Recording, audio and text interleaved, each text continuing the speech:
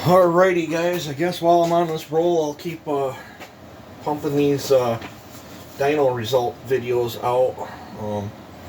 This is a 461 that I built, I don't know, a while back on the channel. I did have an aftermarket wrap on it and the big aftermarket side cover. I decided to put this really nice OEM handle on it and this brand new OEM side cover. This saw is all OEM but the chain brake piece right here, but this is one I split the case on, completely went through and built. It's a very stout build. I did hold back on the muffler. I did, and if I recall, I think I gutted the muffler, and then it's got all the spark screens in it. This is just a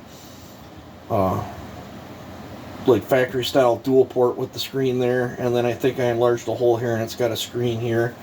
I think this saw would like a little more muffler mod, but it is very stout, and it's, if I recall, I believe I've got a stock. Yeah, I've got this style.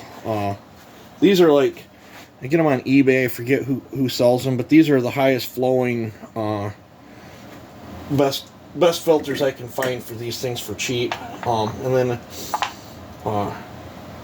especially in the winter, I think they're a winter filter is what they're called, but you can get snow and sleet and stuff on them and just knock it out and keep on going. Doesn't get saturated and choke your saw out like it does with a paper element one. And if you're in dusty conditions, you can put one of them stretchy wraps, or you can go down to the hardware store and find a lawnmower filament that you can actually slice right down the middle and get two of them out of, that you can stretch around it to give it some foam protection too. But this saw is very stout work saw. It is a taper top build, but I had it pulled just for morbid curiosity, and it put up 8.79. Nice big old power band on this thing. It's a stout saw. Like I said in a previous video, I get more power out of the 461s ported than I apparently can out of the 460s. I don't know if that's the case for everybody, but 461s are just amazing. Let me grab a different dyno sheet here.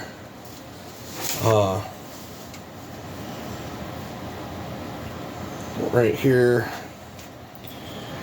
is a different one. This is my get together. It's like 9.29.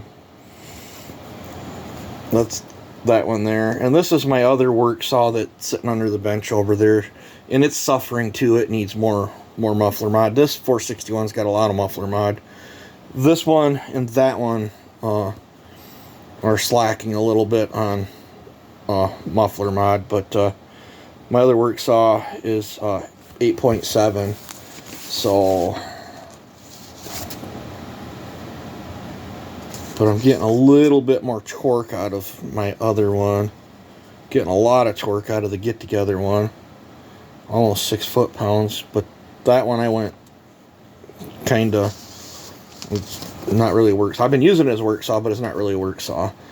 But this is a, and this saw still, this saw's all still new. It's got to break the bearings in, the seals, the rings. This saw doesn't even have a tank of gas through it. But I've been on the fence. I have 3 of those. My get together one's not going anywhere, and I've got my other work saw set up. I plan on doing a better muffler mod to it. Actually, I'll probably buy a muffler like what I got on this and then just modify it, or I might pick up a bark box for it. I think I have the same air filter in both of them, but this one I'm on the fence. I'm thinking about sending it down the road. It's a super strong build. Like I said, I split the cases, put all new bearing seals.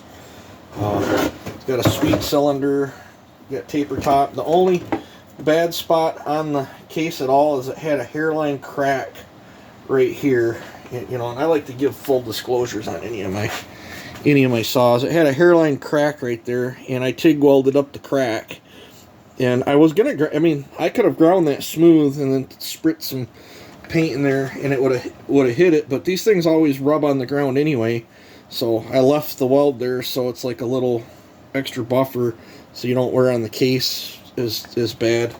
And it sits better that way too. It doesn't tip around as bad. So I just left it. I don't think I think that's a good fix. I'm not ashamed of that fix at all right there. That was the only thing wrong with the case. Other than that, I mean, the cases are super duper nice. This is a pretty sweet saw. But I don't know. I'm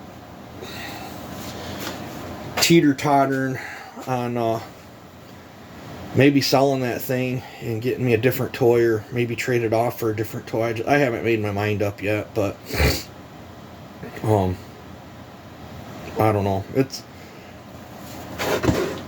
a super awesome saw. These things are great saws. So I think Steel was stupid for stop producing these. This, the 500i and the 661, them things all gain tremendously. The 462s are just high-strung pooches. I think I got 7.5 horse out of my 462. I mean, it'll scream some RPM and stuff, but this saw here will just absolutely clobber 462s. So, I'm trying to think how many 461s I've built. I think I've done 5. I think I've done 5 of them, and they've all been, you know, right up around 8.7, 9 horse, somewhere in there. They're just stout machines. But so that's the dyno results on this one, and I don't know.